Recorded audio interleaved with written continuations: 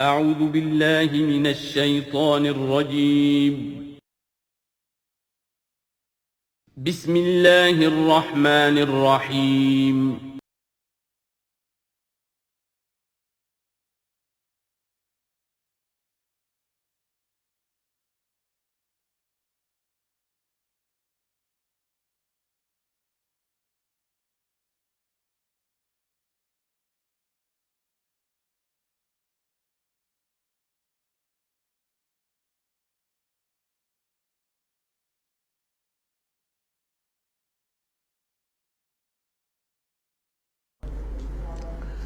نحمده ونصلي على رسوله الكريم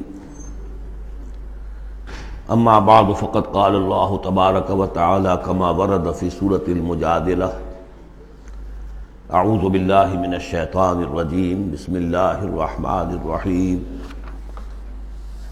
ان الذين يحادون الله ورسوله كبتوا كما كبت الذين من قبلهم وقد انزلنا آیات بینات وللکافرین عذاب مہین صدق اللہ العظیم۔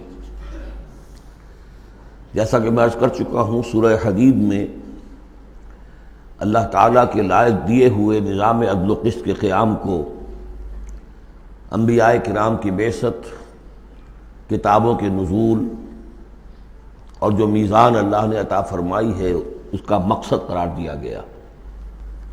ظاہر بات ہے کہ اس نظام عدل و قسط کو قائم کرنے کے لیے ایک جد و جہد، ایک سعی کرنی پڑے گی، اور اس میں یقیناً رکاوٹ ڈالی جائے گی ان لوگوں کی طرف سے کہ جو ایک غیر عادلانہ نظام میں مفادات اٹھا رہے ہوں، جن کو کہ کچھ پریولیجز حاصل ہوں۔ مثلا فرض کیجئے کسی معاشرے کے اندر سیاسی ریپریشن ہے، جبر ہے، ظاہر بات ہے کہ ڈکٹیٹر ہیں، کچھ لوگ ہیں کہ جنہوں نے دوسرے لوگوں کو دبایا ہوا ہے، وہ کبھی پسند نہیں کریں گے کہ لوگوں کو ان کے حقوق مل جائیں۔ یا کسی معاشرے کے اندر زیادہ نمایاں چیز جو ہے وہ معاشی استحصال ہے، اکنامک ایکسپلائٹیشن ہے۔ نتیجہ کیا ہوگا کہ ایک طبقہ ہوگا غرباء کا، ہیو ناٹس کا، ایک ہوگا ہیوز کا۔ وہ ہیوز والے جو ہیں کبھی نہیں چاہیں گے کہ نظام بدلے، وہ رجسٹ کریں گے ٹوتھ اینڈ نیل۔ لہذا ایک کشاکش، ایک تصادم ناگزیر ہے۔ اس تصادم کے لیے دو گروہ نمایاں ہوتے چلے جائیں گے، ایک جو اللہ کے دین کے پر ایمان رکھنے والے اور جنہوں نے اپنی زندگیوں کو اس کام کے لیے وقف کر دیا ہو کہ اللہ کے دین کو نافذ کریں، دوسرے وہ کہ جو اس کی مخالفت کریں گے۔ اب ان دونوں کی کشاکش اور دونوں کے لیے علیحدہ علیحدہ عنوان ہیں جو تجویز کیے جا رہے ہیں سورہ مجادلہ میں۔ ارشاد ہوا ان الذین یحادون اللہ ورسولہ، یہ یحادون یہ بھی حدید سے ہی بنا ہے، محاددہ باب مفاعلہ، جیسے جہد سے مجاہدہ تو محاددہ مقاتلہ باب مفاعلہ، یعنی سخت مخالفت، پوری طاقت کے ساتھ مخالفت۔ یقیناً وہ لوگ جو پوری قوت کے ساتھ مخالفت کرنے پر تل گئے ہیں اللہ کی اور اس کے رسول کی، اور ظاہر بات ہے کہ اللہ اور اس کے رسول سے مراد اللہ کا دین ہے۔ اللہ تعالیٰ کی ایک تکوینی حکومت تو پوری دنیا میں ویسے ہی قائم ہے، اللہ کی کوئی کیا مخالفت کرے گا؟ اللہ کے رسول صلی اللہ علیہ وسلم سے بھی ذاتی پرخاش کسی کو کچھ نہیں تھی، کوئی ذاتی چپقلش نہیں تھی، جیسا کہ سورہ انعام میں ہم نے پڑھا ہے وَلَٰكِنَّ الظَّالِمِينَ بِآيَاتِ اللَّهِ يَجْحَدُونَ، یہ تو اللہ کی آیات کا انکار کر رہے ہیں۔ اے نبی جنگ آپ سے نہیں ہے ان کی، وہ تو ہمارے دین سے ہے۔ تو یعنی وہ لوگ کہ جو پوری قوت کے ساتھ مقابلہ کر رہے ہیں، مخالفت کر رہے ہیں اللہ کی اور اس کے رسول کی، یعنی اس کے دین کی اور اس کے دین کے قیام کی۔ دین بھی اگر رکھا رہے کتابوں میں لکھا ہوا اور مزید پی ایچ ڈیز اس پہ آپ کرتے رہیے، کتابیں لکھتے رہیے، تو انہیں کوئی اعتراض نہیں، لیکن جب آپ یہ کہیں گے کہ اس دین کو قائم کرنا ہے تو یہ ہے بات کہ جو بہرحال ٹھنڈے پیٹوں برداشت نہیں کی جا سکتی۔ ان الذین یحادون اللہ ورسولہ کبتوا کما کبت الذین من قبلہم، وہ خار ہو گئے، تباہ ہو گئے جس طریقے سے کہ ان سے پہلے کے لوگ تباہ ہوئے تھے۔ یعنی یہ کہ جیسے قوم فرعون تباہ ہوئی، قوم نوح تباہ ہوئی، قوم ہود تباہ ہوئی، جس نے بھی مخالفت کی اللہ کی اور اس کے رسول کی، ان کا جو انجام ہوا وہ تمہیں معلوم ہے۔ وَقَدْ أَنزَلْنَا آیَاتٍ بَيِّنَاتٍ، اور ہم اتار چکے ہیں روشن آیات، یعنی مکی صورتوں میں یہ سارے واقعات آ چکے ہیں۔ بڑی بڑی قومیں جو تم سے کہیں بڑھ کر، اے قریش اور اے عرب کے مشرکو، تم سے کہیں بڑھ کر زیادہ طاقتور تھے، ان کو ہم نے ہلاک کیا۔ وَلِلْكَافِرِينَ عَذَابٌ مُّهِينٌ، یہ تو دنیاوی عذاب تھا جو ان پر آیا، ابھی ان کے لیے عذاب مہین جو ہے ذلت والا عذاب آخرت کے اندر ہے۔ یوم یبعثہم اللہ جمیعا فینبئہم بما عملوا، جس دن کہ اللہ تعالیٰ ان سب کو اٹھائے گا بعث بعد الموت، اور پھر انہیں جتلا دے گا جو انہوں نے عمل کیے تھے۔ احصاہ اللہ ونسوہ، اللہ نے تو ان کو محفوظ رکھا ہوا تھا، ان کا ریکارڈ تھا، ایک ایک عمل ان کا جو ہے وہاں پر موجود تھا۔ ونسوہ، وہ بھول بھی چکے تھے کہ انہوں نے کیا کیا زیادتیاں کی ہیں، کیا کیا حرام خوریاں کی ہیں، وہ تو بھول چکے تھے۔ واللہ علی کل شیء شہید، اور اللہ تعالیٰ تو ہر چیز پر گواہ ہے، خود نگران ہے۔ الم تر ان اللہ یعلم ما فی السماوات و ما فی الارض، کیا تم نہیں دیکھتے کہ اللہ تعالیٰ تو جانتا ہے جو کچھ بھی ہے آسمانوں میں اور جو کچھ بھی ہے زمین میں۔ ما یکون من نجوا ثلاثۃ الا هو رابعہم، نہیں ہوتے کبھی بھی تین آدمی سرگوشیاں کرتے ہوئے مگر یہ کہ ان کا چوتھا اللہ ہوتا ہے۔ جماعتی زندگی میں ایک بڑا فتنہ پیدا ہو جاتا ہے کہ گروپ بندی ہو جائے، اور پھر وہ گروپس جو ہیں خفیہ جو ہے چیمیں گوئیاں شروع کر دیں۔ ایک جماعت ہے، اس جماعت میں ظاہر بات ہے اختلاف رائے بھی ہو سکتا ہے، لیکن اختلاف رائے کے لیے جو فورم ہے جہاں اختلاف رائے کا اظہار ہونا چاہیے وہاں اختلاف کیا جائے، اس کے قواعد و ضوابط کو ملحوظ رکھتے ہوئے۔ اس کی بجائے پرورٹڈ ذہنیت جو ہوتی ہے، تخریبی ذہنیت ہوتی ہے، وہ یہ ہے کہ اپنی ایک علیحدہ سی لابی بنا کر اور اپنے ہی مشورے کر رہے ہیں، گفتگویں کر رہے ہیں، تاکہ اپنے خیال میں تو اور پختہ سے پختہ ہوتے چلے جائیں۔ اگر عام ڈائیلاگ ہو تو اس میں تو پورا موقع ہوتا ہے کہ آج آپ کو کوئی خیال آیا ہے لیکن کل آپ کو اس کی غلطی آپ پر واضح ہو جائے، اور جو دوسرا خیال ہے آپ اس کے قائل ہو جائے کہ نہیں وہ بات واقعی میری سمجھ میں نہیں آئی تھی، اب سمجھ میں آ گئی ہے۔ لیکن اگر اس کی بجائے اوپن ڈائیلاگ کی بجائے اگر یہ خفیہ سرگوشیاں شروع ہو جائیں تو یہ گویا کہ پھر اس جماعت کے لیے یہ ایک بہت بڑا یوں سمجھیے کہ سم میں قاتل ہے، زہر ہے، مہلک زہر ہے، تو اس کا ذکر ہو رہا ہے۔ ما یکون من نجوا ثلاثۃ، جب کئی علیحدگی میں اور خفیہ مشورے کرتے ہیں تین افراد، الا هو رابعہم، اللہ تعالیٰ ان کے ساتھ موجود ہوتا ہے چوتھا، ولا خمسۃ الا هو سادسہم، نہیں ہوتے کوئی پانچ مگر یہ کہ ہوتا ہے اللہ چھٹا، ولا ادنی من ذلک، ادنا کیا ہوگا، دو ہوں گے ثلاثہ سے نیچے تو ان کے ساتھ تیسرا اللہ ہے، ولا اکثرا، اس سے زائد ہوں تب بھی اگر وہ خفیہ میٹنگز ہو رہی ہیں اور خفیہ سرگوشیاں ہو رہی ہیں تو اللہ تو ان کے ساتھ ہے۔ ہوا معہم اینما کانوا، یہ وہی الفاظ آ گئے جو سورہ حدید میں بھی آئے تھے، ہوا معکم اینما کنتم، الا ہوا معہم اینما کانوا، وہ تو موجود ہوتا ہے ان کے ساتھ جہاں کہیں بھی ہوں۔ ثم ینبئہم بما عملوا، پھر ان کو بتا دے گا، جتلا دے گا جو کچھ کہ انہوں نے عمل کیا تھا قیامت کے دن۔ ان اللہ بکل شیء علیم، یقینا اللہ ہر چیز کا علم رکھتا ہے۔ الم تر الی الذین نہوا عن النجوی، کیا تم نے دیکھا نہیں کہ وہ لوگ کہ جنہیں منع کیا گیا تھا نجوا سے؟ یہ آیت جو ہے سورہ نساء میں آ چکی ہے، آیت نمبر 114، لا خیر فی کثیر من نجواہم۔ اب اس سے ثابت ہو گیا کہ یہ سورہ مجادلہ اس کے بعد نازل ہو رہی ہے، اس لیے کہ اس کے بارے میں اشارہ کیا جا رہا ہے کہ ان کو منع کیا گیا تھا نجوا سے۔ ثم یعودون لما نہوا عنہ، پھر بھی وہ اعادہ کر رہے ہیں، دوبارہ اسی شے کا ارتکاب کر رہے ہیں جس سے وہ روکے گئے تھے۔ یہ منافقین تھے کہ جو سرگوشیاں کرتے تھے، علیحدہ جا کر باتیں کرتے تھے، اسکیمیں بناتے تھے، کبھی وہ جن کے ساتھ ان کے دوستانہ تعلقات تھے یہود میں سے ان کے پاس جاتے تھے، کبھی آپس میں میٹنگیں کرتے تھے۔ وَيَتَنَاجَوْنَ بِالْإِثْمِ وَالْعُدْوَانِ وَمَعْصِيَتِ الرَّسُولِ، اور وہ جو سرگوشیاں کرتے ہیں وہ گناہ کے بعد کی کرتے ہیں، زیادتیوں کی کرتے ہیں، اور رسول کی معصیت، رسول کی نافرمانی۔ یہ سورہ نساء جب ہم پڑھ رہے تھے تو میں نے آپ سے عرض کیا تھا، یاد ہوگا کہ منافقین پر بہت شاخ گزرتا تھا کہ ہم رسول کی اطاعت کریں، ہم اللہ کو مانیں گے، اللہ کی کتاب میں جو بات آ جائے گی اس پہ عمل کریں گے، لیکن یہ کیا ضروری ہے، یہ تو ہماری طرح کے ایک انسان ہے۔ پھر ہم سورہ قتال میں دیکھ چکے ہیں کہ انہوں نے از خود ایک مہم جوئی شروع کر دی ہے. کیا ضرورت تھی یہ چھیڑ چھاڑ کیوں کی قریش کے ساتھ؟ کیوں جنگوں کا سلسلہ شروع کیا جس کے لیے کہ یہ مصیبت جو ہے بڑھتی چلی گئی؟ لہذا ان کے اوپر جو شاق گزر رہا تھا وہ تھا رسول کی اطاعت و معصیت الرسول، رسول کی نافرمانی. وَإِذَا جَاءُوكَ حَيَّوْكَ بِمَا لَمْ يُحَيِّكَ بِهِ اللَّهُ، اور جب وہ آپ کے پاس آتے ہیں تو آپ کو دعا وہ دیتے ہیں کہ جو اللہ نے آپ کو نہیں دی ہے. یہ ہم پڑھ چکے ہیں سورہ نساء ہی میں یہ مضمون آیا تھا. تحیہ، عربوں کے ہاں سب سے بڑی دعا یہ تھی کہ حیاک اللہ، حیاتی ہوئے، اللہ تعالیٰ تمہاری زندگی دراز کرے، طویل کرے، اچھی زندگی دے. تو اس طرح کی بات ہے. لیکن وہ جب آتے تھے اس کے بعد اسلام میں اب جو گریٹنگز ہیں وہ السلام علیکم، لیکن وہ جب آتے تھے تو السلام علیکم السلام علیکم، سام کے معنی موت ہے. اے نبی آپ پر موت پڑے، اے مسلمانوں تم پر موت پڑے.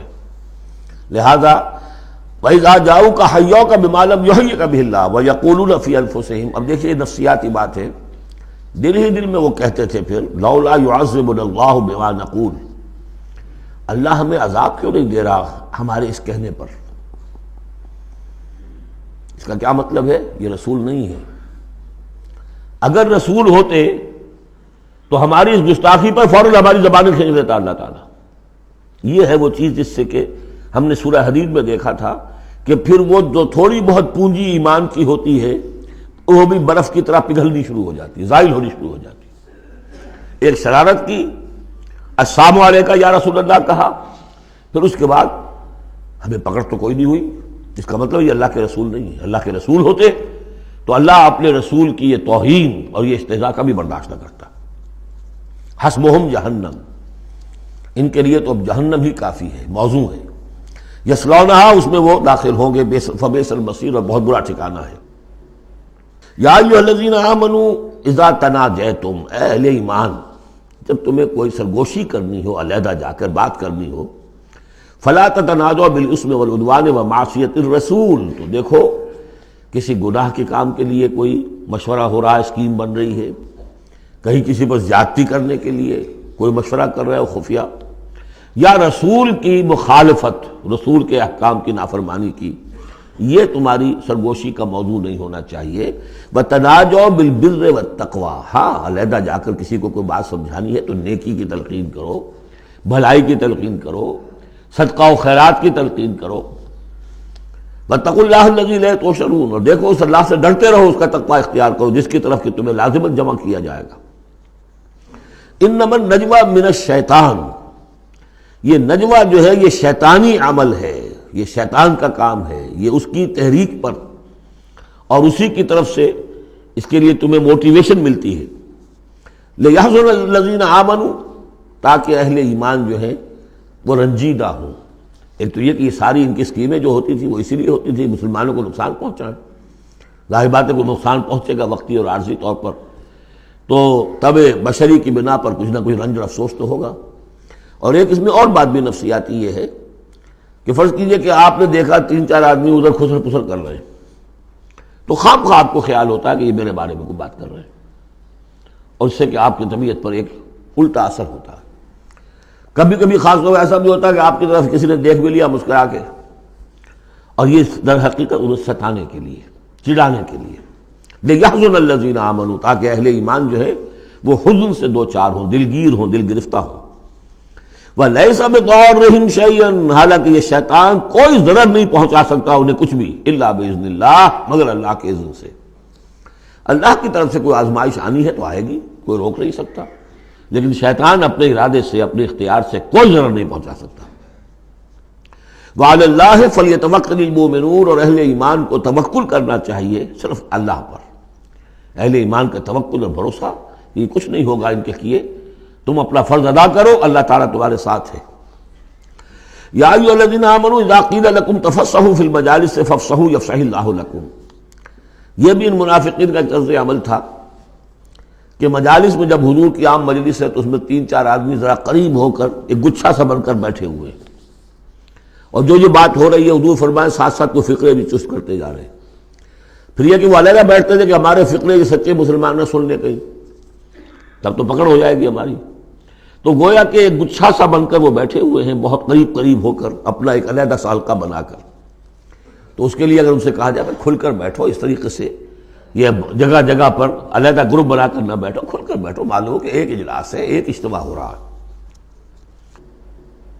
فافصحوا، تو تم کھل کے بیٹھا کرو، اللہ تعالیٰ تمہارے لیے کشادگی پیدا کر دے گا۔ بڑی عمدہ انداز ہے نصیحت کا۔ وَإِذَا قِيلَ انشُزُوا فَانشُزُوا يَرْفَعِ اللَّهُ الَّذِينَ آمَنُوا مِنكُمْ، اور جب کہا جائے کہ اٹھ کھڑے ہو تو چلے جایا کرو، اٹھ جایا کرو۔ یہ بھی ہوتا تھا کہ ایک میٹنگ ہے، مشورہ ہے، گفتگو ہوئی ہے، کوئی مسئلہ طے ہو گیا ہے، اب یہ ہمیں اقدام کرنا ہے، یہ فیصلہ کرنا ہے۔ اب یہ کہ جب مجلس برخاست ہوئی، وہ بیٹھے ہوئے وہیں پر کچھ ایک گروپ بنا کر اب اس کے اوپر تبصرے ہو رہے ہیں۔ یہ بھی در حقیقت بحیثیت مجموعی جماعت کے اندر ایک سوء ظن کی سی فضا پیدا کرنے والی شے ہے۔ اب جب اجتماع تھا، بیٹھے تھے، اجتماع ختم ہو گیا، اب جائیے۔ جب کہا جائے کہ اٹھ جاؤ تو اٹھ جایا کرو، اٹھ کھڑے ہوا کرو۔ یرفع اللہ الذین آمنوا منکم، اللہ تعالیٰ تم میں سے جو واقعی اہل ایمان ہے ان کے درجات بلند کرے گا۔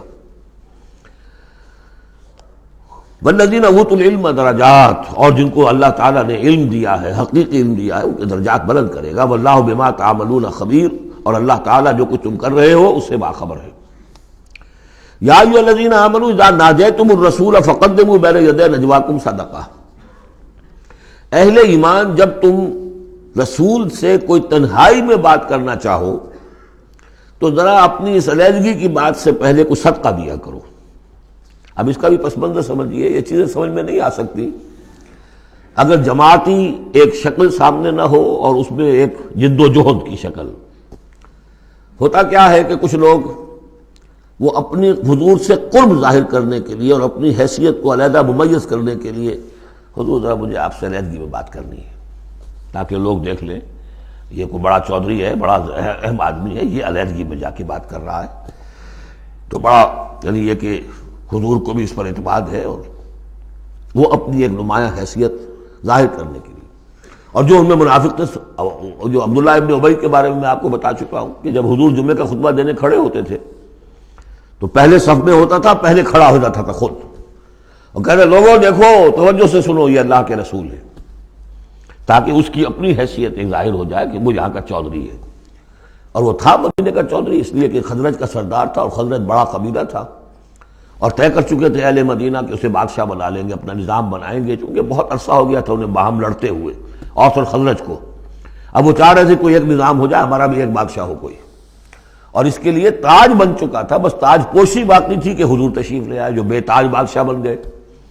اب اس کے جو بادشاہی کے خواب تھے سارے کے سارے جو ہیں وہ ختم ہو گئے، لہذا اس کے اندر دشمنی اول روز سے تھی، تو وہ بھی اپنی اس حیثیت کو ظاہر کرنے کے لیے کھڑے ہو کر کہتا تھا۔ اسی طرح یہ کہ اذا ناجیتم الرسول، تو اب آپ نے چونکہ مال سے انہیں محبت بہت تھی، حضور نے کہا کہ پہلے کوئی صدقہ دے کر پھر ذرا آ کے حضور سے بات کیا کرو۔ ٹیکس لگا دیا اللہ تعالیٰ نے حضور سے علیحدہ گفتگو کا۔ اب وہ تو اس سے پہلوتی کر گئے، اور تھا صرف یہی بتانا تھا کہ یہ لوگ جو بہت قریب آ کے حضور سے باتیں کیا کرتے تھے، ان کو مال سے اتنی محبت ہے کہ کوئی صدقہ دے کر اور پھر حضور سے علیحدہ گفتگو کرنے کے لیے کوئی آمادہ نہیں ہوا ان میں سے۔ حضرت علی کہتے ہیں رضی اللہ تعالیٰ عنہ، میں واحد شخص تھا جس نے حضور سے تنہائی میں گفتگو کے لیے آپ سے وقت مانگا اور صدقہ جو ہے اس کو پیش کیا، لیکن اللہ تعالیٰ نے جلد ہی اس حکم کو جو ہے منسوخ بھی کر دیا۔ یہ حکم بہت جلدی منسوخ ہوا ہے۔ یا ایھا الذین آمنوا اذا ناجیتم الرسول فقدموا بین یدی نجواکم صدقہ ذالک خیر لکم واطہر، یہ تمہارے لیے بہت بہتر بھی ہے اور بہت پاکیزہ بات ہے۔ فإن لم تجدوا فإن اللہ غفور رحیم، ہاں اگر تم غریب ہو، تمہیں نہیں تمہارے پاس کوئی شے ہے، تو اللہ تعالیٰ غفور اور رحیم ہے، یہ گنجائش رکھتی تھی۔ لیکن ظاہر بات ہے منافقین تو غریب نہیں تھے، متمول لوگ تھے، مرفع الحال لوگ تھے۔ اس کے بعد فرمایا اشفقتم ان تقدموا بین یدی نجواکم صدقات، کیا تم ڈر گئے اس سے کہ رسول کے ساتھ اپنی تنہائی کی بات اور ملاقات سے پہلے کوئی صدقہ دو؟ فَإِذْ لَمْ تَفْعَلُوا وَتَابَ اللَّهُ عَلَيْكُمْ، تو جب تم نے یہ نہیں کیا تو اللہ تعالیٰ نے بھی تمہاری توبہ کو قبول کیا، تم پر نظر عنایت فرمائی۔ فَأَقِیمُوا الصَّلَاةَ وَآتُوا الزَّکَاةَ وَأَطِیعُوا اللَّهَ وَرَسُولَهُ، تو بس ٹھیک ہے نماز قائم رکھو، زکوٰۃ ادا کرو، اور اللہ اور اس کے رسول کی اطاعت کرتے رہو۔ واللہ خبیر بما تعملون، اور اللہ باخبر ہے اس سے کہ جو تم کر رہے ہو۔ تو یہ حکم آیا بہت عارضی طور پر اور بہت جلد ختم بھی کر دیا گیا، لیکن یہ کہ اس سے وہ لوگ نمایاں ہو گئے کہ جو پہلے بہت ہی بار بار آتے تھے اور علیحدہ سے مشورے کرتے تھے اور اپنی ایک حیثیت جو ہے اس کا اظہار اس طریقے سے کیا کرتے تھے جب اس حکم کے بعد چند دن تک وہ نہیں آئے تو معلوم ہو گیا ہوگا، اور پھر ان کو بھی شرم آئی ہوگی کہ اب دوبارہ ہم وہ کام نہ کریں۔ الم تر الی الذین تولوا قوما غضب اللہ علیہم، کیا تم نے غور نہیں کیا کہ وہ لوگ کہ جنہوں نے دوستی گانٹھی ہے ان سے کہ جن پر اللہ کا غضب ہے۔ یہاں مراد کون ہے؟ یہودی۔ یہودی کون ہے؟ مغضوب علیہم، جو لوگ ہیں مسلمانوں تم میں سے، چاہے اوس کے ہوں یا خزرج کے ہوں، جنہوں نے ان سے ابھی تک یارانے گانٹھے ہوئے ہیں، دوستیاں ہیں، حلیفی کے پرانے تعلقات کو ابھی تک نبھا رہے ہو۔ الم تر الی الذین تولوا قوما غضب اللہ علیہم ما هم منکم ولا منہم، وہ نہ تم میں سے ہے نہ ان میں سے۔ یہ منافقین کا یہ رول، لا الہ ہؤلاء ولا الہ ہؤلاء، مذبذبین بین ذلک، سورہ نساء میں ہم پڑھ چکے ہیں۔ وَيَحْلِفُونَ عَلَى الْكَذِبِ وَهُمْ يَعْلَمُونَ، اور وہ جانتے بوجھتے جھوٹے حلف اٹھاتے ہیں، قسمیں کھاتے ہیں، جھوٹی قسمیں کھاتے ہیں۔ أَعَدَّ اللَّهُ لَهُمْ عَذَابًا شَدِيدًا، اللہ تعالیٰ نے تیار کر رکھا ہے ان کے لیے ایک سخت عذاب۔ إِنَّهُمْ سَاءَ مَا كَانُوا يَعْمَلُونَ، یقیناً جو طرز عمل وہ اختیار کیے ہوئے ہیں وہ بہت ہی برا ہے۔ اتخذوا أيمانهم جنة، انہوں نے اپنی قسموں کو ڈھال بنا لیا ہے۔ جہاں کسی بات پر گرفت ہوئی، خدا کی قسم، اللہ گواہ ہے یہ معاملہ یوں نہیں تھا، یوں تھا۔ اب دوسرا شخص جو ہے شریف مسلمان ہے، وہ مروت میں آ کے اللہ کی قسم کھا رہا ہے تو کم سے کم چپ تو ہو جاتا تھا، اب میں کیا کروں؟ لہذا انہوں نے قسموں کو اپنی ڈھال بنا لیا۔ فصدوا عن سبیل اللہ، تو وہ رکتے بھی ہیں روکتے بھی ہیں اللہ کے راستے سے۔ فلہم عذاب مہین، تو ان کے لیے اہانت آمیز عذاب ہے۔ لن تغنی عنہم اموالہم ولا اولادہم من اللہ شیئا، ان کے کچھ کام نہیں آئیں گے، نہ ان کے اموال نہ ان کی اولادیں، اللہ کے مقابلے میں کچھ بھی۔ اولئک اصحاب النار، یہ حقیقتاً جہنمی ہیں، ہم فیہا خالدون، اور اس میں ہمیشہ ہمیشہ رہیں گے۔ بظاہر کون ہے؟ بظاہر تو محمد کے ماننے والے ہیں صلی اللہ علیہ وسلم۔ منافق کون تھے؟ اسلام کا دم بھرتے تھے، کہتے تھے ہم مسلمان ہیں۔ جو سورہ منافقون آئے گی اسی سلسلے میں، قسمیں کھاتے تھے، اذا جاءک المنافقون قالوا نشهد انک لرسول اللہ واللہ یعلم انک لرسولہ واللہ یشہد ان المنافقین لکاذبون۔ یہ منافق جو کہہ رہے ہیں جھوٹ کہہ رہے ہیں، حالانکہ بات جو کہہ رہے ہیں سچی ہے کہ آپ اللہ کے رسول ہیں، بات سچی کہہ رہے ہیں لیکن ہیں جھوٹے، اس لیے کہ ان کے دل میں آپ پر ایمان نہیں ہے۔ یوم یبعثہم اللہ جمیعا، جس دن کہ اللہ تعالیٰ ان سب کو اٹھائے گا، فیحلفون لہ کما یحلفون لکم، تو وہ اللہ کے سامنے بھی اسی طرح کی جھوٹی قسمیں کھائیں گے جیسے کہ آج تمہارے سامنے کھا رہے ہیں۔ یعنی یہ کہ ان کی عادت جھوٹی قسمیں کھانے کی اتنی پختہ ہو جائے گی کہ تمہارے سامنے جس طرح کی جھوٹی قسمیں کھاتے ہیں، ایسی جھوٹی قسمیں اللہ کے سامنے کھائیں گے، وہاں بھی جا کر یہ چوکنے والے نہیں ہیں۔ یحلفون لکم، جیسے تمہارے یہ قسمیں کھاتے ہیں، یحسبون انہم علی شیء، اور سمجھیں گے کہ ہم ہیں کسی نہ کسی بات پر، ہماری بھی کوئی حیثیت ہے، بہرحال ہم نے بھی کچھ نہ کچھ تو کام کیا تھا، ہم نے نمازیں پڑھی تھی، ہم نے روزے رکھے تھے، ہم نے آخر ایک وقت میں ہم اسلام قبول کیا تھا ہم نے۔ وَيَحْسَبُونَ أَنَّهُمْ عَلَىٰ شَيْءٍ أَلَا إِنَّهُمْ هُمُ الْكَاذِبُونَ، آگاہ ہو جاؤ کہ وہ حقیقت میں جھوٹے ہیں۔ اِسْتَحْوَذَ عَلَيْهِمُ الشَّيْطَانُ، شیطان نے ان کو اپنے قابو میں کر لیا ہے، شیطان نے قابو پا لیا ہے ان پر۔ فَأَنْسَاهُمْ ذِكْرَ اللَّهِ، اور انہیں غافل کر دیا ہے، بھلا دیا ہے انہیں اللہ کی یاد۔ اولئک حزب الشیطان، جان لو کہ یہ ہے شیطان کی پارٹی۔ یعنی شیطان کی پارٹی جو ہے، ایک تو وہ ہے کہ جو کھلم کھلا سامنے سے وار کرنے والے ہیں، مشرکین مکہ تھے، کھلم کھلا جو بھی کر رہے تھے حضور کے خلاف، کھلم کھلا اقدام تھا ان کا۔ انہوں نے اپنی گردنیں کٹوائیں اپنے باطل معبودوں کے لیے، اپنے دین کے لیے، اپنے جو بھی ان کے توہمات تھے ان کے لیے۔ ایک یہ تھے یہودی، اور تیسرے تھے جو مسلمانوں کے اندر یہ ففتھ کالمسٹ عنصر جو تھا، کہ جو منافقین پر مشتمل تھا۔ ان کا اور معاملہ کھل کر آئے گا مزید اگلی صورت میں، سورہ حشر میں۔ یہ وہ لوگ ہیں جو مسلمانوں کے اندر ہوتے ہوئے حزب الشیطان کے اصل میں رکن تھے۔ اولئک حزب الشیطان الا ان حزب الشیطان هم الخاسرون، آگاہ ہو جاؤ کہ یہ شیطان کی پارٹی والے جو ہیں حقیقت میں یہی ہوں گے خسارے میں، یہی رہیں گے گھاٹے میں، یہی ہوں گے تباہ و برباد۔ اب یہ سائملٹینیس کنٹراسٹ ہے، جب حزب الشیطان کی یہ کارروائیاں اور ان کے یہ مختلف علامتیں بیان کر دی گئیں تو حزب اللہ کا ذکر ہو رہا ہے۔ ان الذین یحادون اللہ ورسولہ اولئک فی الاذلین، ابھی انہی کا ذکر جاری ہے۔ یقیناً وہ لوگ جو مخالفت کر رہے ہیں اور ایڑی چوٹی کا زور لگا رہے ہیں، یحادون اللہ ورسولہ اولئک فی الاذلین، یہ لوگ ہوں گے جو سب سے زیادہ ذلیل ہو کر رہیں گے، سب سے زیادہ ذلیل، اذل۔ اور سمجھ لیجئے کہ یہی بات سورہ نساء میں ہے، ان المنافقین فی الدرک الاسفل من النار، یقیناً منافقین جو ہے وہ آگ کے سب سے نچلے طبقے میں ہوں گے۔ اب وہ مضمون آ گیا ہے جو اس سے پہلے سورہ صافات میں بھی آ چکا ہے، اور بہت اہم ہے یہ مضمون، اور اہم مضامین میں نے کئی مرتبہ عرض کیا قرآن مجید میں کم سے کم 2 جگہ ضرور ہوتے ہیں۔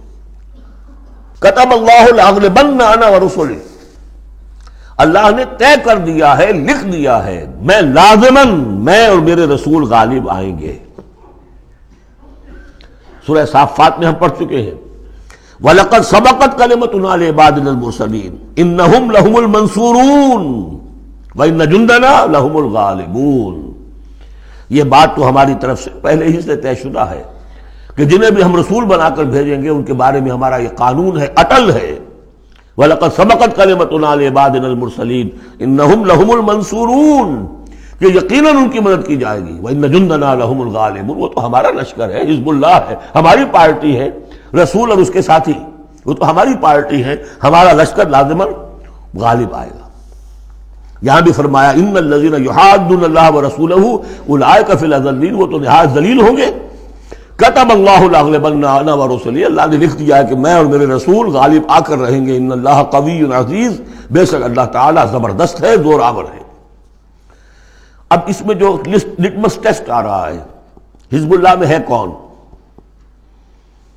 اس میں جو سب سے بڑی بات ہے وہ یہ کہ اپنے سابقہ رشتوں کو، چاہے وہ باپ ہو، بیٹا ہو، بھائی ہو، حلیف ہو، دوست ہو، اگر وہ ایمان نہیں لایا اور آپ کے ایمان کی تلوار نے آپ کے اور اس کے درمیان کے رشتے کو کاٹ دیا، تب تو آپ حزب اللہ میں ہیں،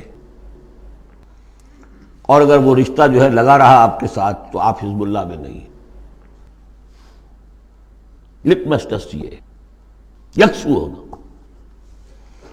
لا تجد قوما یؤمنون باللہ والیوم الآخر یوادون من حاد اللہ ورسولہ، تم نہیں پاؤ گے ان لوگوں کو جو حقیقتاً ایمان رکھتے ہوں اللہ پر اور یوم آخر پر کہ وہ محبت کر رہے ہیں ان سے جو مخالفت کرتے ہیں اللہ کی اور اس کے رسول کی۔ سیدھی سی بات ہے۔ ایک وہ کفار ہیں جو انرٹ ہوں، پیسو ہوں، آپ کے خلاف کوئی اقدام نہ کر رہے ہوں، اسلام کے خلاف کوئی، ان کا معاملہ علیحدہ ہو جائے گا، یہ سورہ ممتحنہ میں آئے گا۔ لیکن وہ لوگ جو ایکٹیو ہیں، ریزسٹ کر رہے ہیں، اسلام کے خلاف جدوجہد کر رہے ہیں، اگر ان کے ساتھ بھی کوئی دوستی کا رشتہ ہے تو پھر حزب اللہ سے آپ خارج ہو گئے۔ لا تجد قوما یؤمنون باللہ والیوم الآخر یوادون من حاد اللہ ورسولہ، نہیں پاؤ گے تم کسی بھی شخص کو جو ایمان رکھتا ہو اللہ پر اور یوم آخر پر کہ وہ محبت کی پینگیں بڑھا رہا ہو ان سے کہ جن کی مخالفت ہے اللہ سے اور اس کے رسول سے۔ وَلَوْ كَانُوا آبَاءَهُمْ، خواہ وہ ان کے باپ ہوں، او ابناہم یا ان کے بیٹے ہوں، او اخوانہم یا ان کے بھائی ہوں، او عشیرتہم یا ان کے رشتہ دار ہوں۔ اب وہی نوٹ کر لیجیے آیت سورہ توبہ کی آیت نمبر 24، قل ان کان آباؤکم وابناؤکم واخوانکم وازواجکم وعشیرتکم واموال اقترفتموها وتجارۃ تخشون کسادها ومساکن ترضونها احب الیکم من اللہ ورسولہ وجہاد فی سبیلہ۔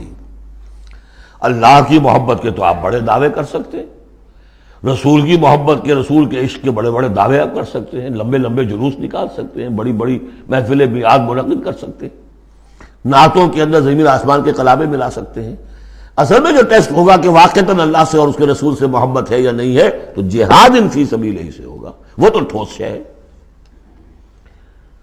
تو اگر وہ 8 چیزوں کی محبت ان 3 چیزوں کی محبت سے بڑھ گئی، فتربصوا، تو جاؤ انتظار کرو، حتی یاتی اللہ بامرہ، یہاں تک کہ اللہ اپنا فیصلہ سنا دے۔ واللہ لا یہدی القوم الفاسقین، اللہ ایسے ناہنجاروں کو ہدایت نہیں دیتا۔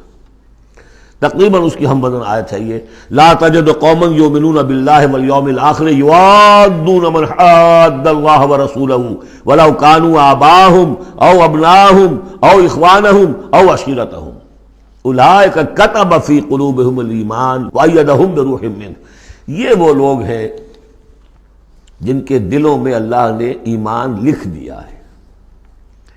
لکھ دینا کسی چیز کا پختہ کر دینا، طے کر دینا، لکھ دیا ہے۔ نقش فی الحجر، جیسے کہ پتھر میں لکیر ہو جائے، ایسا اللہ نے اس کو لکھ دیا ہے۔ وَأَيَّدَهُمْ بِرُوحٍ مِّنْهُ، اور پھر ان کی مدد کی ہے اللہ تعالیٰ نے اپنی طرف سے، اپنے غیب کے فیض سے، روح سے۔ اب یہ روح فرشتہ بھی ہو سکتا ہے، یا اللہ تعالیٰ کی طرف سے الہام بھی ہو سکتا ہے۔ تو جو بھی اللہ کی طرف سے جو غیر مرئی جو بھی مدد آتی ہے وہ سب روح ہے۔ وَيُدْخِلُهُمْ جَنَّاتٍ تَجْرِي مِن تَحْتِهَا الْأَنْهَارُ خَالِدِينَ فِيهَا، اور وہ داخل کرے گا انہیں ان باغات میں جن کے دامن میں ندیاں بہتی ہوں گی اور جس میں وہ ہمیشہ ہمیشہ رہیں گے۔ رضی اللہ عنہم ورضوا عنہ، وہ اللہ سے راضی ہو جائیں گے اور اللہ ان سے راضی ہو جائے گا، یا یوں کہیے کہ وہ اللہ سے راضی ہو چکے اور اللہ ان سے راضی ہو چکا۔ اولئک حزب اللہ، اب یہ آیا ہے کنٹراسٹ، وہ حزب الشیطان، یہ حزب اللہ۔ اولئک حزب اللہ، یہ ہے اللہ کی پارٹی، اللہ کی جماعت۔ الا ان حزب اللہ هم المفلحون، آگاہ ہو جاؤ کہ یقیناً اللہ کی جماعت جو ہے وہی فلاح پانے والی ہے، اللہ کی پارٹی ہی کے لیے آخری کامیابی ہے۔ یہ مضمون اس سے پہلے سورہ مائدہ میں بھی آ چکا، فإن حزب اللہ هم الغالبون، وہاں آیا فإن حزب اللہ هم الغالبون، اللہ کی پارٹی ہی غالب آ کر رہے گی۔ لیکن دنیا میں غالب آ جانا در حقیقت اگرچہ یہ بڑی کامیابی ہے، لیکن سب سے بڑی کامیابی تو وہ فلاح ہے۔ اولئک الا ان حزب اللہ هم المفلحون، وہ انہیں کو فلاح ملنے والی ہے کہ جو اللہ کی پارٹی سے متعلق ہوں گے۔ اللہم ربنا اجعلنا منہم، اللہم ربنا اجعلنا منہم، اللہم ربنا اجعلنا منہم، آمین یا رب العالمین۔ سورۃ الحشر، بسم اللہ الرحمن الرحیم۔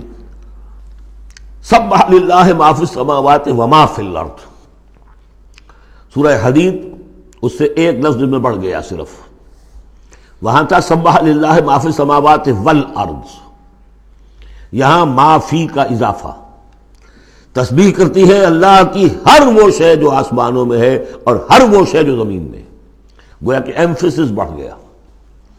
باقی وہی دو اسماء گرامی اللہ کے، وہو العزیز الحکیم، وہ العزیز ہے، زبردست ہے، اس کا اختیار مطلق ہے، اس میں کوئی چیکس اینڈ بیلنسز نہیں ہے، لیکن حکیم ہے، کمال حکمت والا۔ هو الذی اخرج الذین کفروا من اہل الکتاب من دیارہم لاول الحشر، اس میں اب یہ غزوہ بنی نذیر کا ذکر ہو رہا ہے۔ تین قبیلے تھے مدینے میں جب حضور تشریف لائے ہیں، بنو قینقاع، بنو نذیر، بنو قریظہ۔ سب سے پہلے ان تینوں سے معاہدہ ہو گیا۔ سب سے پہلے شرارت کی تھی غزوہ بدر کے فوراً بعد، وہ بنو قینقاع نے کی تھی۔ انہوں نے اپنے معاہدے کی خلاف ورزی کی، شرارتیں کی، تو حضور نے ان کو مدینے سے نکال دیا۔ دوسری باری آئی اس کی، یہ ہے بنو نذیر۔ غزوہ احد کے بعد، سن 3 میں غزوہ احد ہوا ہے، سن 4 میں یہ واقعہ پیش آیا ہے۔ انہوں نے، ان کا ایک سردار تھا کعب ابن اشرف، اس نے بڑی ریشہ دوانی شروع کی، قریش کے ساتھ سلسلہ جنبانی ہو رہا ہے، خود بھی گیا کسی طریقے سے، ہم تو ہماری جان ضیق میں آ گئی ہے، محمد آ گئے وہاں پر، آپ کی قوم کے لوگ ہیں، اب آپ ہی ہمیں ہماری جان ان سے چھڑائیں اور آپ لوگ حملہ کریں، ہم اندر سے مدد کریں گے۔ لہذا یہ ساری ریشہ دوانی ہو رہی تھی۔ ایک مرتبہ حضور کو بلایا، کچھ معاملات میں گفتگو کرنی ہے، جہاں بیٹھے ہوئے تھے کسی دیوار کے سائے میں نیچے، اس کے اوپر سے ایک بڑی چکی کا پارٹ جو ہے پھینکا تاکہ حضور کو ہلاک کر دے۔ تو یہ ساری ان کی طرف سے ریشہ دوانیاں ہو رہی تھیں۔ اس کے بعد بالآخر حضور نے فیصلہ کیا اور ان کے خلاف اقدام کیا۔ ربیع الاول سن 4 میں محاصرہ کر لیا ان کا، 6 دن یا یہ کہ مختلف تعداد آئی ہے دنوں کی، یہ محاصرہ جاری رہا۔ ان میں ہمت نہیں ہوئی کہ یہ مقابلہ کرتے، بالآخر انہوں نے سرنڈر کر دیا اور طے یہ پایا کہ انہیں جانے کی اجازت ہوگی اور جو سامان بھی یہ یہاں سے لے جا سکے۔ تو اب یہ ظاہر بات ہے کہ ان کے مکان تھے، وہ مکان بھی وہ گرا رہے تھے، کواڑ ہی لے جائیں، وہ جو اوپر کڑیاں لگی ہوئی ہیں وہی لے جائیں۔ تو یہ سب کے سب جو پورا قبیلہ ہے نکل گیا، جو سامان اٹھا کر لے جا سکتے تھے وہ لے گئے۔ وہ تیسرا معاملہ جو ہوا پھر وہ بنو قریظہ کا ہوا، وہ غزوہ احزاب کے بعد ہوا، وہ ہم پڑھ چکے ہیں سورہ احزاب کے اندر۔ اس طرح ایک ایک کر کے تینوں قبائل نے یہود کے وعدہ خلافی کی اور پھر وہ اپنے کیفر کردار کو پہنچے۔ یہ بنی نذیر کا معاملہ ہے۔ هو الذی اخرج الذین کفروا من اہل الکتاب من دیارہم، وہی ہے جس نے نکال باہر کیا ان کافروں کو جو اہل کتاب میں سے تھے ان کے گھروں سے، لاول الحشر، پہلے جمع ہونے کے وقت۔ یعنی مسلمان بھی سمجھتے تھے کہ اتنی آسانی سے نہیں ہوگا معاملہ، جنگ ہوگی، یہ سامنے آئیں گے، میدان میں آئیں گے، جنگ ہوگی، خونریزی ہوگی۔ ان لوگوں کی بھی بڑی بڑکیں تھیں، پہلے تو بہت بڑکیں مارتے تھے کہ ہم یہ کر دیں گے، وہ کر دیں گے۔ مسلمانوں، قریش سے تمہاری جنگ ہوئی ہے، اگر بھی ہم سے اگر مقابلہ پیش آئے تو تمہیں معلوم ہوگا جنگ کسے کہتے ہیں، وغیرہ وغیرہ۔ یہ سورہ بنی اسرائیل، سورہ آل عمران کے بالکل شروع میں اس کا تذکرہ ہے۔ لیکن یہ کہ اول الحشر، یا تو اس کا مطلب یہ ہے کہ پہلی ہی مرتبہ جمع ہوئے ہیں، مسلمانوں نے آ کے محاصرہ کیا اور یہ نکل آئے اور ہتھیار رکھ دیے، یا اس سے مراد یہ ہے کہ پہلی مرتبہ تو یہ یہاں سے اب نکالے جا رہے ہیں، پھر ایک وقت آئے گا کہ یہ خیبر سے بھی کھریڑے جائیں گے۔ حضرت عمر کے زمانے میں تو جزیرہ نما عرب کو خالی کرا دیا گیا عیسائیوں سے اور یہودیوں سے۔ پھر ایک اور حشر ہونے والا ہے، وہ قیامت کا حشر ہے۔ تو اول الحشر یہ ہے جو ہوا ہے، ان کے ساتھ پیش آیا۔ ما ظننتم ان یخرجوا، مسلمانوں تمہارا بھی گمان یہ نہیں تھا کہ وہ نکل جائیں گے اتنی آسانی سے۔ وظنوا، اور ان کا بھی یہ یقین تھا، انہم مانعتہم حصونہم، کہ ان کے جو قلعے ہیں وہ انہیں بچا لیں گے، ان کی حفاظت کریں گے، من اللہ، اللہ سے۔ فَأَتَاهُمُ اللَّهُ مِنْ حَيْثُ لَمْ يَحْتَسِبُوا، تو اللہ نے تو ان پر حملہ کیا وہاں سے جہاں سے انہیں گمان ہی نہیں تھا، یعنی ان کے دلوں میں رعب ڈال دیا۔ باہر سے کچھ کرنے کی ضرورت نہیں اللہ کو، اللہ نے ان کے دلوں میں خوف پیدا کر دیا۔ وَقَذَفَ فِي قُلُوبِهِمُ الرُّعْبَ، ان کے دلوں میں اللہ تعالیٰ نے رعب جو ہے وہ ڈال دیا۔ یخربون بیوتہم، اب دیکھ لو وہ خود اپنے گھر جو ہیں ان کی تخریب کر رہے ہیں، توڑ رہے ہیں، کوئی کیواڑ نکالنے کو، کچھ کھڑکی نکالنے کو، کوئی چوکٹ نکالنے کو، کوئی اور اوپر کے جو ہے کڑیے اور شہتیر لے جانے کے لیے۔ یخربون بیوتہم بایدیہم، اپنے ہاتھوں سے بھی تخریب ہو رہی ہے، وایدی المومنین، اور اہل ایمان کے ہاتھوں سے بھی۔ فاعتبروا یا اولی الابصار، تو اے آنکھوں والو عبرت حاصل کرو۔ یہ گویا کہ سنایا جا رہا ہے بنو قریظہ کو بھی، جب تم رہ گئے ہو، ایک رہ گیا، عبرت حاصل کرو۔ وَلَوْلَا أَن كَتَبَ اللَّهُ عَلَيْهِمُ الْجَلَاءَ، اگر اللہ تعالیٰ نے پہلے سے یہ لکھ نہ دیا ہوتا کہ ان کو جلا وطن کیا جائے گا، لَعَذَّبَهُمْ فِي الدُّنْيَا، تو انہیں اور سخت عذاب دیتا دنیا کی زندگی میں، وَلَهُمْ فِي الْآخِرَةِ عَذَابُ النَّارِ، اور آخرت میں تو ان کے لیے آگ کا عذاب ہے ہی۔ ذَلِكَ بِأَنَّهُمْ شَاقُّوا اللَّهَ وَرَسُولَهُ، یہ اس لیے کہ انہوں نے اللہ اور اس کے رسول سے مخالفت کی، زدم زدہ کی۔ وَمَن يُشَاقِّ اللَّهَ فَإِنَّ اللَّهَ شَدِيدُ الْعِقَابِ، اور جو اللہ کے ساتھ، جو اس کے ساتھ زدم زدہ کرے، اللہ کے ساتھ اللہ کی مخالفت پر کمر کس لے، تو تم سن لو کہ اللہ تعالیٰ تو پھر سزا دینے میں بہت سخت ہے۔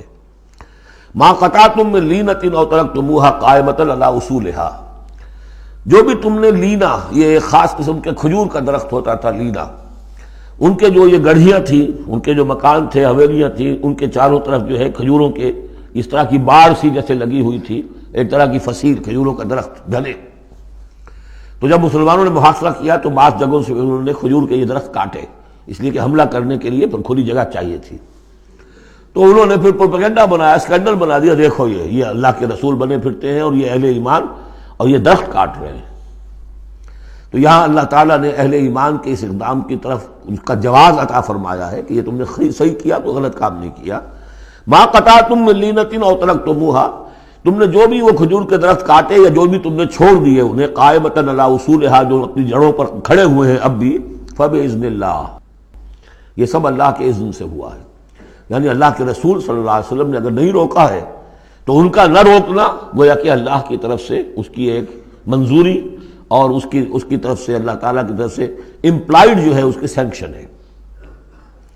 مَا قَطَعْتُم مِّن لِینَةٍ أَوْ تَرَكْتُمُوهَا قَائِمَةً عَلَىٰ أُصُولِهَا فَبِإِذْنِ اللَّهِ وَلِيُخْزِيَ الْفَاسِقِينَ، اور یہ اس لیے تھا تاکہ فاسقوں کو اللہ تعالیٰ رسوا کرے اور ذلیل و خوار کرے۔ اب اس سورہ مبارکہ کا یہ ایک اہم ترین مضمون آ رہا ہے، اور وہ ہے فے کا مال۔ مال غنیمت، جب جنگ ہو اور جنگ کے نتیجے میں جو بھی مال ملے وہ مال غنیمت ہے، اس کا حکم سورہ انفال میں آ چکا۔ خمس جو ہے 5واں حصہ اللہ اور اس کے رسول کے لیے اور رسول کے قرابت داروں کے لیے اور مسکینوں کے لیے اور وابن السبیل اور مسافر کے لیے 4 حصے تقسیم ہو جائیں گے مجاہدین کے مابین جنہوں نے جنگ میں حصہ لیا، اور ان میں سے جو سواری والے ہوں گے دوہرا حصہ، اور جو پیدل ہوں گے انہیں اکیلا۔ یہاں اب ذکر ہو رہا ہے کہ جنگ کی نوبت نہیں آئی، لہذا یہ مال فے ہے، یہ غنیمت نہیں ہے، یہ مال فے ہے، اور یہ کل کا کل اللہ اور اس کے رسول کا ہے۔ گویا کہ اس میں کسی کو بھی مسلمان کو کوئی حصہ نہیں ملے گا سوائے اس کے کہ جو اللہ کا رسول کسی کو فقیر کو، غریب کو، مسکین کو دینا چاہے، وہ علیحدہ بات ہے۔ وما افاء اللہ علی رسولہ، اور جو مال کے ہاتھ لگا دیا ہے اللہ نے اپنے رسول کے، منہم ان سے یعنی بنو نذیر سے، فما اوجفتم علیہ من خیر ولا رکاب، تو دیکھو اے مسلمانوں، تم نے ان پر نہیں دوڑائے نہ اپنے گھوڑے نہ اونٹ، ولیکن اللہ یسلط رسلہ علی من یشاء، یہ تو اللہ کی حکمت ہے، مشیت ہے، اس کی قدرت ہے، اللہ تعالیٰ مسلط کر دیتا ہے اپنے رسولوں کو جس پر چاہتا ہے۔ یہ خاص قدرت خداوندی سے کہ اللہ نے ان کے دلوں میں رعب ڈال دیا، انہوں نے خود آ کے سرنڈر کر دیا، تو تمہیں تو جنگ کرنے کی نوبت پیش نہیں آئی، لہذا یہ مال غنیمت نہیں ہے۔ تو اللہ علی کل شیء قدیر، اللہ تعالیٰ ہر چیز پر قادر ہے۔ اب یہ حکم آ رہا ہے، ما افاء اللہ علی رسولہ من اہل القری، جو مال بھی ہاتھ لگا دے اللہ اپنے رسول کے ان تمام بستی والوں سے، فللہ وللرسول ولذی القربی والیتامی والمساکین وابن السبیل، اس کا جو مصرف ہے وہ یہ کہ اللہ اور اس کا رسول، اس سے مراد ہے اسلامی ریاست، پھر رسول کے اپنے اخراجات، اپنی ازواج مطہرات کا دان نفقہ، اپنا جو ذمہ داریاں ہیں معاشرتی، پھر رسول کے قرابت دار، ظاہر بات ہے ذی القربیٰ جو ہے وہ عام آدمی کے بھی قرابت دار ہیں، ان کے ساتھ حسن سلوک ہوتا ہے، تو رسول کے بھی تو قرابت دار ہیں، اور رسول کا کوئی اور ذریعہ معاش تو ہے نہیں، والیتامی والمساکین وابن السبیل، باقی اس کے علاوہ جو بھی مستحق ہیں، فقراء ہیں، غریب ہیں اور ان کے لیے محتاج ہیں، کہ لا یکون دولۃ بین الاغنیاء منکم، اور یہ اہم ترین اسٹیٹمنٹ آف آبجیکٹیوز ہے، مقصد کیا ہے، کہ لا یکون، تاکہ ایسا نہ ہو کہ دولت تمہارے امیروں ہی کے مابین چکر لگاتی رہے۔ یعنی ظاہر بات ہے کہ اب جو لوگ بھی جو جنگ میں حصہ لیا ہے، جن کے پاس گھوڑے بھی تھے اور اونٹ بھی تھے، اب ان کو دگنے حصے مل جاتے سارے اس مال میں سے، تو گویا کہ جو لوگ پہلے ہی سے کچھ مرفع الحال ہیں، جن کے پاس پہلے ہی کچھ ہے، انہی کی طرف مال اور بڑھ رہا ہے، اور جو بیچارے غریب ہیں وہاں کے، وہ گویا کہ اس سے ان کی غربت کے ازالے کی کوئی شکل نہیں ہو پائے گی۔ تو اللہ تعالیٰ کے سامنے یہ ہے کہ دولت کی تقسیم ہو ایسی کہ اس کی سرکولیشن جو ہے معاشرے کے اندر، اس کی گردش دولت ایسی ہو کہ سب کو حصہ ملے اور سوسائٹی کے تمام طبقات جو ہے اس سے مستفید ہوں، کہ لا یکون دولۃ بین الاغنیاء منکم، تاکہ ایسا نہ ہو کہ یہ دولت، یہ سرمایہ، یہ مال تمہارے امیروں ہی کے مابین گردش میں رہے۔ اس کی ایک سادہ سی مثال میں دیتا ہوں کہ ایک کروڑ پتی کی بیٹی لاکھوں روپے کا جہیز لے کے ایک کروڑ پتی کے بیٹے کے گھر چلی گئی، گویا کہ وہ لاکھوں روپے کے جہیز نے گردش تو کی ہے، لیکن ایک کروڑ پتی سے نکل کے دوسرے کروڑ پتی کے ہاں چلی گئی۔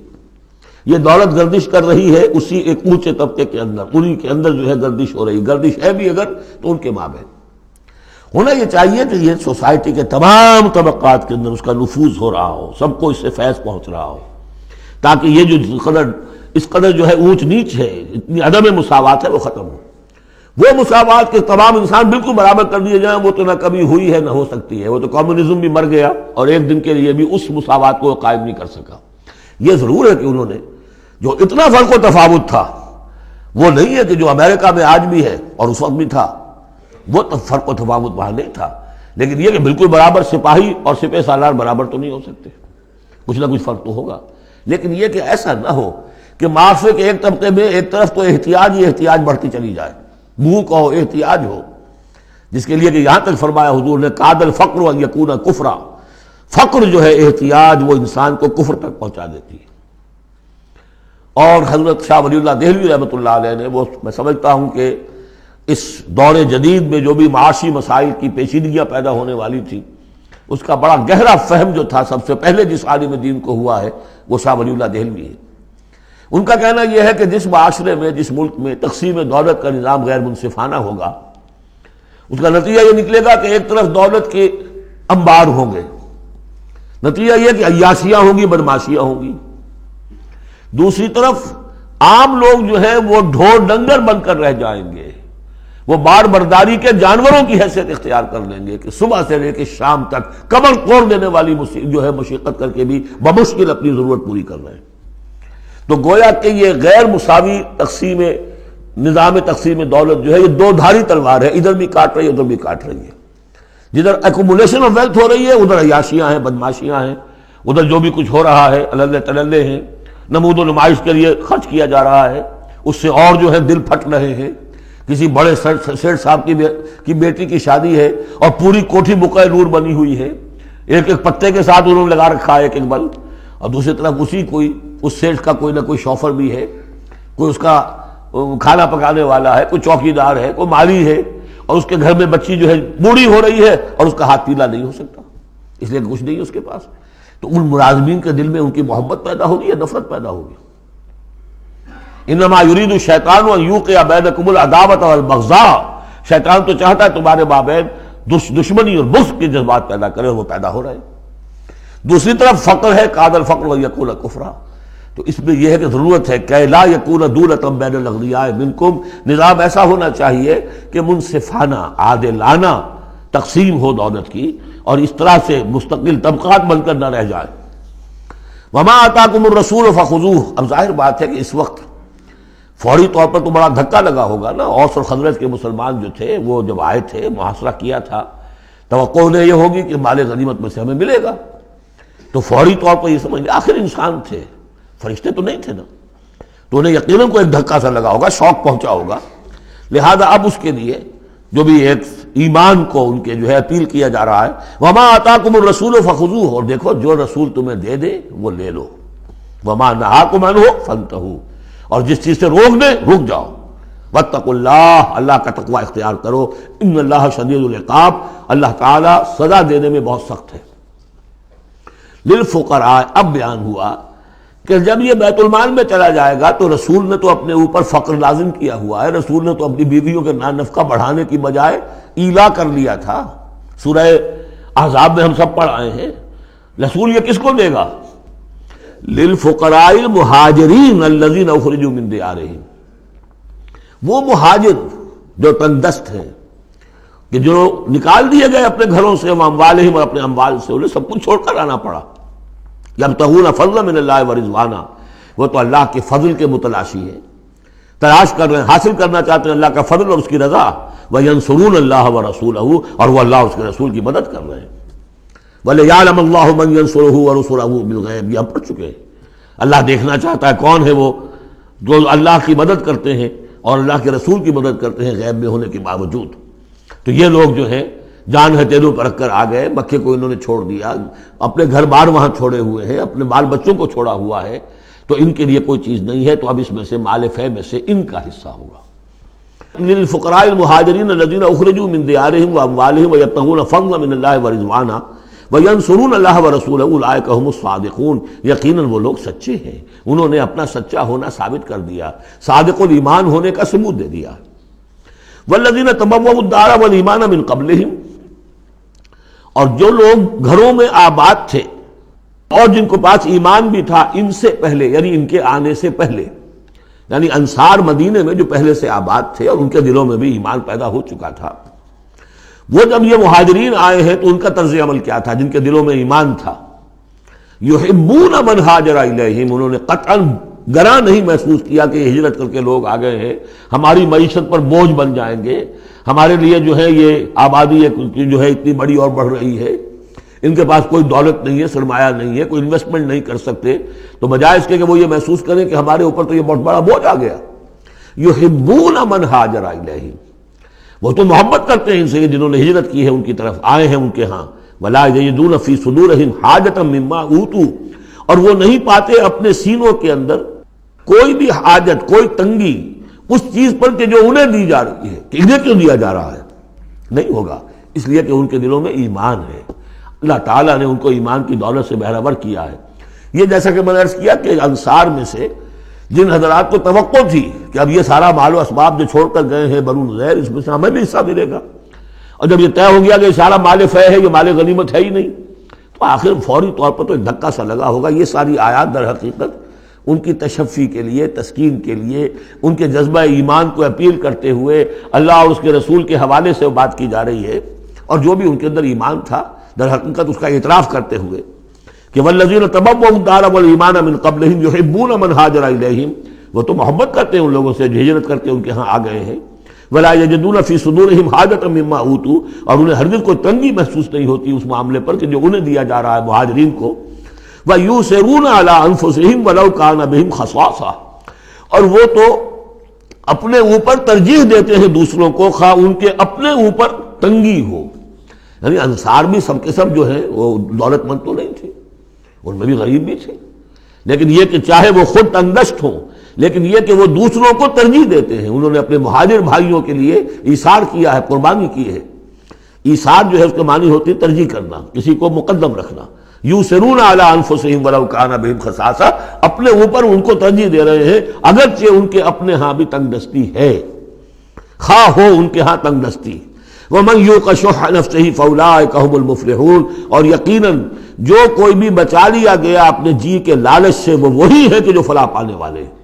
یہ ترغیب و تشویق ہے انصار کے لیے کہ جن کو گویا کہ اس مال فے سے ان آیات کی روح سے بالکل محروم قرار دے دیا گیا، الا یہ کہ ان کے ہاں جو یتامہ ہو، مساکین ہو، ان کے لیے تو ظاہر بات ہے کہ وہ حصہ موجود ہے۔ اب جو آیت آ رہی ہے اس حصے کی وہ یہ ہے، بہت عظیم آیت اس پہلو سے ہے کہ اسی سے استدلال کیا حضرت عمر نے رضی اللہ تعالیٰ عنہ ہماری تاریخ کے ایک بہت اہم موقع پر، جبکہ خاصا اختلاف بھی اس میں پیدا ہو گیا تھا۔ پہلے وہ موقع سمجھ لیجئے، جب حضرت عمر کے دور خلافت میں عراق فتح ہو گیا، شام فتح ہو گیا، ایران فتح ہو گیا، مصر فتح ہو گیا، تو ایک فرٹائل کریسنٹ کہلاتا ہے مڈل ایسٹ کا، بہت زرخیز علاقہ، درمیان میں تو اگرچہ عراق کے اور شام کے ایک بڑا صحرا ہے، لیکن ایک کریسنٹ پاتا ہے، یوں بہت فرٹائل ایریا۔ اب یہ جو مجاہدین تھے، صحابہ کرام کتنے تھے؟ چند ہزار۔ ان کی طرف سے مطالبہ ہوا کہ یہ ساری زمینیں یہ مال غنیمت ہے، 1/5 رکھیے بیت المال کے لیے، 4/5 ہمارے اندر تقسیم کر دی۔ اگر ایسا ہو جاتا تو تاریخ انسانی کی عظیم ترین جاگیرداری پیدا ہو جاتی، پورا ملک تقسیم ہو جاتا چند ہزار صحابہ کے اندر۔ اس سے بھی آگے بڑھ کر اس میں امپلائڈ یہ بھی تھا کہ ان ملکوں کی تمام آبادی ہماری غلام ہے، تقسیم کر دیجئے انہیں۔ مال غنیمت میں جو غلام آتے تھے وہ تقسیم ہوتے تھے کہ نہیں؟ لونڈیاں آتی تھی تو غنیمت تقسیم ہوتی تھی کہ نہیں؟ یہ اتنا بڑا مسئلہ تھا، حضرت عمر رضی اللہ تعالیٰ عنہ نے اس پر غور کیا، اور ان کی رائے یہ ہوئی کہ یہ جو مال ہے یہ مال فے شمار ہوگا، مال غنیمت نہیں۔ مال غنیمت صرف وہ ہوگا جو کسی جنگ میں مارکے کے عین مقام پر جو چیز ملے گی، جو تلواریں دشمن کے ہاتھ سے آپ کے ہاتھ لگ گئیں، زرہیں ہیں اور سامان ہے، یا بھیڑیں بکریاں ہیں، ان کے بھی تو راشن ساتھ ہوتے تھے کہ نہیں، گھوڑے ہیں، اونٹ ہیں، یا وہاں جو پی او ڈبلیوز ہوں گے جو وہاں گرفتار ہوں گے، جو لڑنے والے، یا عورتیں اگر وہاں ساتھ ہوں گی وہ کنیزیں بنائی جائیں گی، تو جو محاذ جنگ پر جو مال آئے گا وہ تو غنیمت ہے۔ لیکن پورا ملک، اب جنگ تو ایک ہوئی ہے، نہابند کی جنگ ہوئی ہے یا فلاں کسی اور کی جنگ ہوئی ہے، تو اس کے نتیجے میں تم پورا کا پورا ملک جو ہے کسی کے قبضے میں آ گیا۔ ساری حکومت جو تھی ابراہیم لودھی کی، پانی پت کی جنگ کے اندر وہ ہارا اور ساری حکومت جو ہے وہ اب بابر کی ہو گئی۔ تو اگر اس طرح کا کوئی معاملہ اس وقت سمجھا جاتا تو اب سارے کے سارے لوگ غلام اور ان کی عورتیں کنیزیں، جو چاہے کریں وہ۔ اب اس پر جب حضرت عمر کی یہ رائے ہوئی، اور اس کے لیے دلیل یہ لائے تھے کہ انہوں نے فرمایا کہ یہ جو فے کا حکم چلا آ رہا ہے، اس میں ایک تو فرمایا گیا ما افاء اللہ علی رسولہ من اہل القری فللہ وللرسول ولذی القربى والیتامى والمساکین وابن السبیل۔ اگلی آیت میں فرمایا للفقراء المہاجرین الذین اخرجوا من دیارہم واموالہم، اسی کے ساتھ جوڑا انہوں نے اس آیت کو والذین جاؤوا من بعدہم، جو اور بعد میں آئیں گے۔ اب یہ ظاہر بات ہے کہ یہ آج تو جتنے چند ہزار مسلمان تھے انہوں نے فتح کر لیا، اب اتنی بڑی امت ہے جو مسلمان بعد میں آئیں گے، اس کا مطلب ان کا تو کوئی حصہ رہا ہی نہیں۔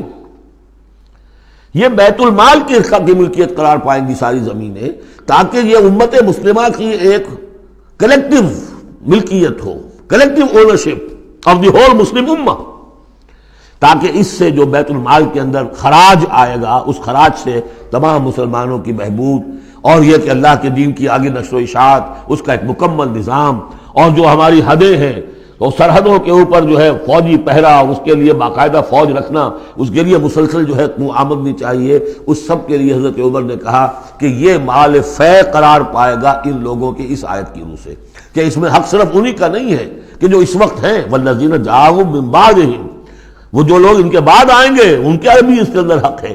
اس آیت سے انہیں استدلال کیا رضی اللہ تعالی عنہ۔ اور یہ بھی میں آپ کو بتا دوں کہ صحابہ میں سے بڑے اہم صحابہ نے حضرت عمر سے اختلاف کیا، ان کا نہیں یہ مال غنیمت ہے تقسیم کیجیے۔ پھر یہ کہ ایک باقاعدہ جو ہے ایک کمیشن بنایا گیا، اس میں کچھ اوس کے، کچھ انصار اور کچھ جو ہے خزرج کے، ان کو ایک کمیشن بنایا گیا، انہوں نے غور کیا، سب کی بات سنی، اور پھر حضرت عمر رضی اللہ تعالیٰ عنہ کی رائے کے مطابق انہوں نے فیصلہ دیا، اور اسی پر پھر اجماع ہو گیا۔ اور اس سے اب مسلمان ممالک کے اندر جو اراضی ہیں ان کی دو مستقل قسمیں بن گئی ہیں، ایک اراضی عشری، ایک اراضی خراجی۔ عشری اراضی ان مسلمانوں کی قرار پائی اور اس علاقے کے مسلمانوں کی قرار پائی جو بغیر لڑے بھڑے ایمان لے آئے، جیسے مدینے کے لوگ۔ حضور نے مدینے کو فتح تو نہیں کیا بلکہ وہ تو خود لے کر آئے حضور کو، تو وہاں کی زمینیں انہی کے قبضے میں رہی۔ عشری زمین قبضے میں ہوتی ہے، ملکیت ہوتی ہے مسلمان کی، اس میں سے عشر ہوگا پیداوار کا 10واں حصہ یا 20واں حصہ۔ یہ زمینیں کہ جہاں کسی قوم نے، کسی فوج نے لڑ بھڑ کر پھر شکست کھائی ہو یا پھر کسی اور طریقے سے فتح کیا گیا ہو ملک، اگر مسلمانوں نے فتح کیا ہو تو وہاں کی ساری زمینیں خراجی ہیں، وہ کسی کی انفرادی ملکیت نہیں ہے بلکہ اجتماعی ملکیت ہے۔ کلیکٹیو اونرشپ آف لینڈ پہلی مرتبہ تاریخ انسانی میں حضرت عمر رضی اللہ تعالیٰ عنہ کے اس اجتہاد کے نتیجے میں وجود میں آیا۔ کلیکٹیو اونرشپ آف لینڈ، کہ کسی کی انفرادی ملکیت نہیں۔ جو ملک بھی فتح کیا گیا ہے بزور شمشیر طاقت کے ساتھ، اس کی زمینیں خراجی ہیں، عشری نہیں ہے، یعنی وہ مسلمانوں کی اجتماعی ملکیت ہے، انفرادی نہیں ہے۔ اب مسلمان ہو چاہے تو وہاں پر، چاہے وہ مجوسی تھے یا ہندو ہو، کوئی ہو، وہ کاشت کریں گے، لیکن اس میں سے خراج جائے گا سیدھا بیت المال میں، کوئی اس میں بیچ میں نہ زمیندار ہے اور نہ کوئی جاگیردار ہے۔ اس زمین کو کہتے ہیں خراجی زمین۔ اور پچھلی صدی تک تقریباً اس پر اجماع تھا کہ ہندوستان کی ساری زمینیں خراجی ہیں، یہاں کوئی عشری زمین نہیں ہے، کوئی زمین ملکیت ہی نہیں ہے، کسی کو ملکیت نہیں، سب یہ مسلمانوں کی اجتماعی ملکیت ہے۔ چنانچہ قاضی صلاح اللہ پانی پتی رحمۃ اللہ علیہ، پچھلی صدی کے بڑے عظیم مفسر، محدث، بہت بڑے صوفی، بہت بڑے مفتی، ان کی تفسیر جو ہے تفسیر مظہری، وہ انہوں نے اپنے مرشد کے نام پر لکھی خود ہے، لیکن نام تفسیر صلاحی نہیں رکھا، تفسیر مظہری اپنے استاد کے نام سے منسوب کیا۔ تو اس تفسیر کے لکھنے والے شخص نے جو رسالہ لکھا ہے مالا بدھ منہ، وہ فقہ کا ایک بہت ہی ابتدائی سا رسالہ ہے، اور ہمارے سارے عربی مدارس میں وہ پڑھایا جاتا ہے۔ وہ فقہ کی تعلیم جو ہر مسلمان کو معلوم ہونی چاہیے، مالا بدھ منہ، اس میں صاف لکھا ہے ہندوستان میں کوئی زمین عشری ہے ہی نہیں، لہذا میں عشر کے مسائل اس میں لکھتا ہی نہیں۔ خام خواہ طلبہ کے دلوں پر بوجھ پڑے، کیا ضرورت ہے، جبکہ یہاں اس کی اپلیکیشن ہی نہیں ہے۔ ہندوستان میں کوئی زمین جو ہے عشری نہیں، سب خراجی ہے۔ خراجی ہے تو اس کا نتیجہ کیا نکلتا ہے کہ بالکل نیا بندوبست اراضی ہو سکتا ہے، ان جاگیرداروں سے زمین واپس لی جا سکتی، ملکیت ہی نہیں ہے ان کی۔ یہ تو یہ کہ کبھی کسی شہنشاہ نے دے دی یا انگریزوں نے دے دی، کسی اور نے دے دی، ان کی ملکیت نہیں ہے، یہ ہے خراجی زمینیں، خراجی رہیں گی۔ تو یہ بہت اہم مسئلہ ہے اور اس کا تعلق اس آیت سے ہے۔ والذین جاءوا من بعدہم یقولون ربنا اغفر لنا ولاخواننا الذین سبقونا بالایمان، وہ یہ کہتے ہیں پروردگار ہمیں بھی بخش دے اور ہمارے ان بھائیوں کو بھی بخش دے جو ایمان میں ہم سے سبقت لے گئے، ہم سے پہلے تھے۔ ولا تجعل فی قلوبنا، اور ہمارے دلوں میں مت پیدا کر غلا، کوئی بھی کدورت، کوئی بھی بیر، للذین آمنوا، ان لوگوں کے لیے جو صاحب ایمان ہو۔ ربنا انک رؤوف الرحیم، پروردگار تو رؤوف ہے اور رحیم ہے۔ بارک اللہ لی ولکم فی القرآن العظیم ونفعنی وإیاکم بالآیات والذکر الحکیم۔